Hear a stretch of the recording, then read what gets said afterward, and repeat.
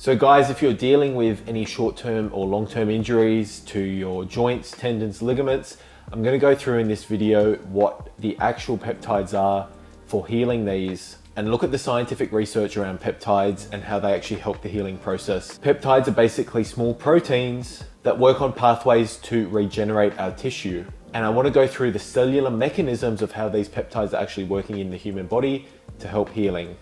What are peptides firstly? So peptides are small proteins that act as signaling molecules in our body. Unlike hormones, they usually work on specific healing pathways. And many of them were discovered by accident in the body's own defenses or looking at the defense systems, and then actually developed into legitimate pharmaceutical therapies. So the first one we're going to look at is BPC 157, originally isolated from human gastric juice. At the cellular level, BPC 157 boosts the migration and survival of tendon cells. As you can see in the following images from studies, it didn't necessarily make the cells multiply faster in normal conditions, but BPC 157 does protect cells under stress and help move them into the injured area more effectively. In fact, BPC 157 basically helps key signaling routes, for example, FAK, which is allowing cells to adhere and migrate and therefore heal tendons quicker.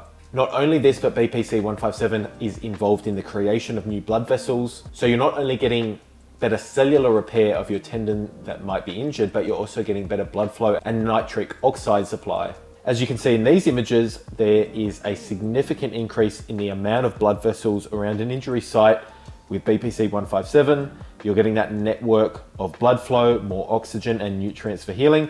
And what is happening is the injured area therefore has a greater chance to recover more quickly. Not only this, but BPC 157 upregulates growth hormone receptors in injured tissue, and it can also protect against oxidative stress. For example, in this study, under oxidative stress by hydrogen peroxide, cells treated with BPC 157 had increased survival. And it's no wonder that studies have also shown that by cutting the Achilles tendon of rat models, BPC 157 significantly increases repair. Now, of course, it is not FDA approved, and the animal studies are really still limited to mainly animal studies. There is not much actual human evidence about BPC 157, but anecdotal reports show that it is very good at healing your body, although rigorous human trials will be needed in future to see if these results from the animal studies do actually translate to humans. Now, the next peptide I want to speak about is TB500, which is based on thymosin beta-4. Now, as you can see in this image, it is found throughout the body, especially in platelets and white blood cells, and it usually rushes to injury sites to try and play a crucial role in wound repair and remodeling of tissues. But one of its unique actions, as you can see, is its ability to bind to actin, which is a key protein and structural protein in our body and cells. Now, by its ability to actually rearrange their internal skeleton, TB500 can move cells, and in particular cells around wounds, move them more effectively to be able to actually repair quicker.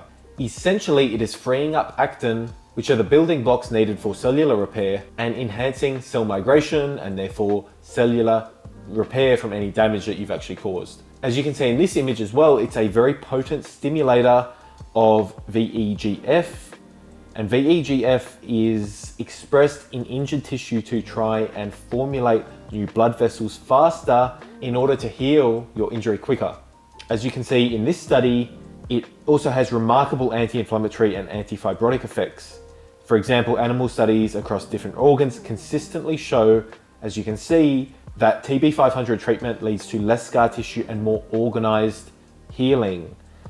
The difference between C and D in these images is that D, you have a more uniform and organized healing pattern in incisional wound models, for example, where TB500 treated wounds healed with less scarring and without as much loss of strength than natural healing. So it basically removes inflammation and allows the tendons to heal quicker than you would otherwise. In another rat study where their MCL or medial collateral ligament was actually cut, local application of TB500 helped dramatically. After just 4 weeks, the TB500 ligaments had a lot more organization, than the natural healed ligaments. And not only were the collagen fibers better organized and more uniformly organized, but they had better tensile strength as well. And there are further studies. As you can see in this study, TB500 had broad regenerative properties, really helping the maturation of stem cells and therefore influencing the remodeling of these cells that are often damaged. For example, you can see a massive difference between group 1, which had absolutely no TB500, and then group 3, which had the TB500 treated rats. You can see that the organization of collagen fibers is really a lot cleaner, and it's orchestrating the construction site of healing in a way. And clinically, it is exciting, for example, for not just muscle injury, but for example, heart attack injury or myocardial muscle injury after, for example, a heart attack. And the way it works is that it is sending cells to the injury to be able to heal it quicker, calming down inflammation and preventing excess scar tissue in a very organized fashion compared to something like a natural route of healing.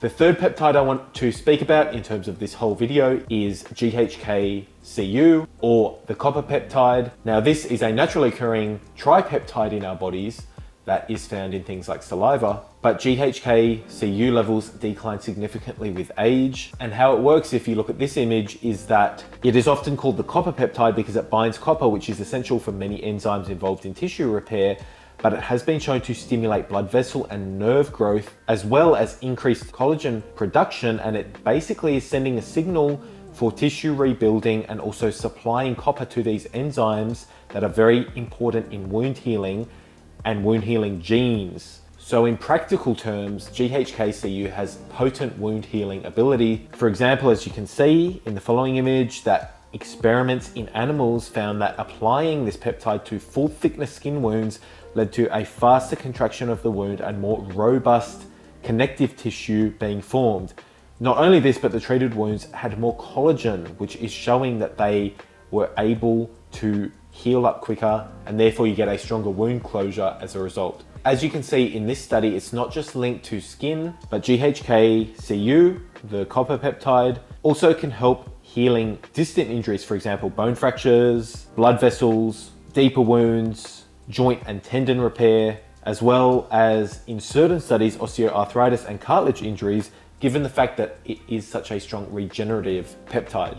The fourth class of peptides are collagen peptides themselves. As you can see in this study, clinical studies have shown that oral type 2 collagen, for example, undenatured type 2 from, say, for example, chicken sternum, can improve symptoms in people with osteoarthritis and rheumatoid arthritis. Multiple trials are showing reduced joint pain. For example, positive results were found from 40 milligrams a day in terms of pain relief and joint function in people with osteoarthritis.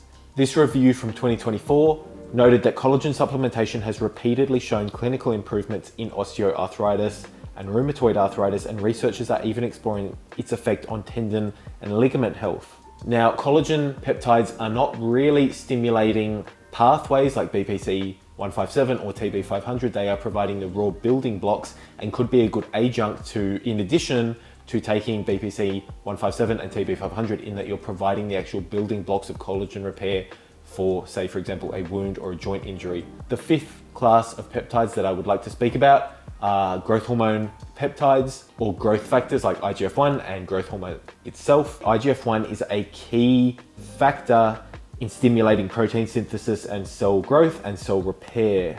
IGF-1 is a potent stimulus for tendon repair, giving your body the ability to lay down more collagen and therefore leading to a stronger healing tissue. IGF-1 is a potent stimulus for improving tendon healing, but we know that IGF-1 levels do decrease as you age, so it can be difficult to repair yourself and have that anabolic IGF-1 or growth hormone signaling if you do have injuries. As you can see in this study, local administration of IGF-1 in humans has been shown to quickly stimulate tendon collagen synthesis. So knowing that, how do you try and optimize your growth hormone and IGF-1 levels through peptides? There are things called secretagogue peptides like CJC 1295 and ipamorelin that stimulate your own GH release. I have done a video on that here, so go and check that out if you're interested. But basically they allow your body to release more growth hormone naturally without actually shutting down and being exogenous growth hormone. And then the last class of peptides that I want to speak about are new emerging peptides that may have promise in joint repair. These peptides hit a pathway called the Rankel pathway. Now this pathway usually breaks down bone, and in conditions like osteoarthritis it tips too far the other way and you're getting too much breakdown of bone. But OP3/4 and W9 are two peptides that seem to slow this process down by inhibiting that pathway, therefore promoting cartilage preservation and even bone formation in disease models. As you can see in this research study, in mouse models of inflammatory arthritis, OP3/4 given orally prevented cartilage deterioration and protected bone, with treated mice having significantly less cartilage loss in their arthritic joints compared to controls, really helping with that fracture healing. And in this secondary study, you can see that it really boosts the deposition of type 1 collagen, as we know, type 1 collagen being that key collagen formation for the repair of some of these wounds and bones and joints that may actually be injured. With the researchers concluding that some of these Rankel binding peptides might inhibit the degeneration of cartilage, and therefore used together in future with more research might actually maintain healthier joints and cartilage for people struggling with osteoarthritis or bone deformities where their bone breakdown is too high. So in conclusion, if we're looking at the peptides, BPC 157 is going to really help mobilize healing cells and enhance the production and enhance blood flow to repair tissues. TB 500 is going to orchestrate that tissue rebuilding, reducing scarring, producing new blood vessels as well, like BPC 157, and aligning collagen fibers nicely for clean, uniform healing in, for example, tendon injuries. The copper peptide really turns on the growth of new blood vessels and nerves and is anti-inflammatory, so you're not going to get that inflammatory response which can lead to very ugly scars, for example. And collagen peptides are going to really provide the building blocks for some of these peptides to work effectively. The IGF-1 and growth hormone peptides are going to be that anabolic stimulus to repair your cells if you're, for example, slightly older and don't have that growth hormone signaling that you had when you were young and healthy. And then we have emerging peptides like OP3/4 and W9, which are really going to look at inhibiting some of that bone loss for older patients with osteoarthritis, which can be quite promising and hopefully will be quite promising once human research studies are done and performed in the future. And just keep in mind that some of these peptides, or a lot of them actually, almost all of them, are non-FDA approved. However, we're very interested in how the peptides work on the body's own healing pathways, and cellular mechanisms show that they're strong on the healing pathways. Using peptides to target these pathways seems like a very clean and very efficient way to actually improve healing in some of the injuries that humans can go through. As always, a lot more research is going to be needed with randomized controlled trials across thousands and thousands of humans, but the future of injury recovery is certainly bright. And as you can see in this final summary, and with a mix of the established and emerging therapies, peptide science is really exciting. And I hope this video has shown you that there is a lot of promising research out there that is not just hormonal based, but actual protein peptide based. And I think this area is going to be very interesting in the next 10, 20, 30 years and beyond. Thank you so much for watching, guys. This is a quick review of the 2025 peptides for healing, and I hope to see you in the next video.